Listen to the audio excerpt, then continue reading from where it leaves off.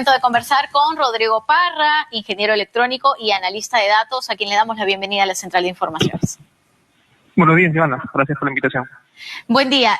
Las muertes diarias que ha reportado el SINADEF, el Sistema Informativo Nacional de Defunciones a nivel nacional, nos indican que ya hemos alcanzado las cifras que se vieron en la primera ola.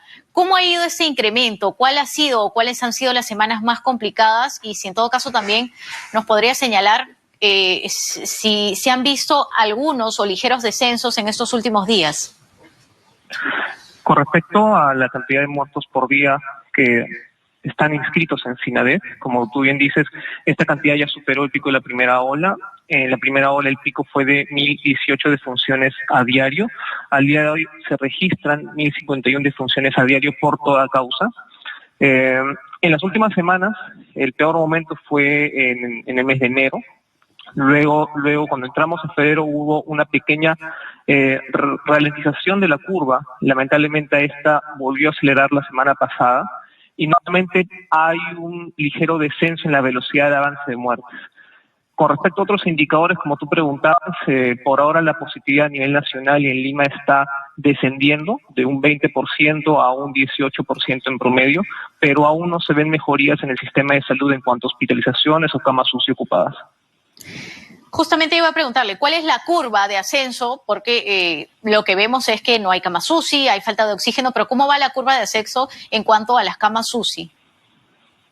La ocupación de las camas ha disminuido. Lamentablemente, este es un indicador que no es completamente fidedigno ante una saturación del sistema.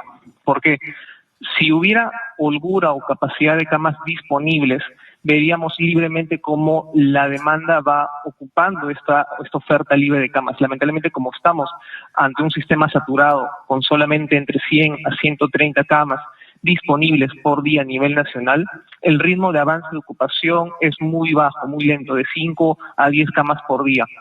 En el peor momento de la segunda ola se llegaron a ocupar hasta 30 camas UCI por día y la velocidad de ocupación fue disminuyendo, no porque la demanda disminuyese, sino porque lamentablemente la cantidad de camas libres también fue descendiendo. Haciendo un comparativo con la primera ola, la velocidad de ocupación fue de hasta 20 camas por día. Entonces, con respecto a camas UCI, no podemos medirlo para tener un sincero indicador de cómo está la curva. En camas de hospitalización, que sí hay una holgura de aproximadamente 7.000 camas, sí hemos visto una disminución de la aceleración de la ocupación de camas. Es decir, se siguen ocupando camas de hospitalización, pero en menor velocidad que hace una semana y que hace dos. Esperemos sea un buen síntoma de que de alguna forma la cuarentena a nivel nacional está funcionando. Ahora, ¿hablamos a manera global o se podrían mencionar algunas regiones en las que sí se ha visto este ligero, pero muy ligero descenso en realidad? Sí, hay algunas regiones puntuales. En el caso, por ejemplo, de Ayacucho, Pasco, Huánuco, Junín, este descenso en las camas de hospitalización que, como digo, y tú también dices, es ligero, también se ve reflejado en la disminución de los fallecidos diarios por toda causa que se reportan en SINADEF. Entonces, el indicador más sincero, más relevante siempre va a ser el exceso de muertes por SINADEF, porque sabemos el efecto directo o indirecto del COVID en el Perú a nivel nacional y por regiones. Y luego empezaremos a ver la ocupación de camas UCI y de hospitalización. Como te digo, estas regiones están bajando ligeramente. Ahora, ¿esto nos podría llevar a pensar o nos debería llevar a pensar que esta cuarentena focalizada está funcionando o es simplemente el desarrollo habitual de este virus? Mira, analizando semana por semana desde que comenzó la cuarentena, al terminar la primera semana no se vio, al menos a nivel nacional y en Lima, que por su peso poblacional termina afectando a todo el país, no se vio ninguna mejoría, la positividad seguía aumentando. Ya al término de las 2 primeras semanas se aprecia una mejoría que esperemos, me gustaría creer, sea por la cuarentena y que de alguna forma esté funcionando. Y hemos empezado a notar, como te decía, después de la positividad, una ligera disminución del ritmo de ocupación de camas de hospitalización. Lamentablemente sigue en aumento, pero no a la misma velocidad que antes.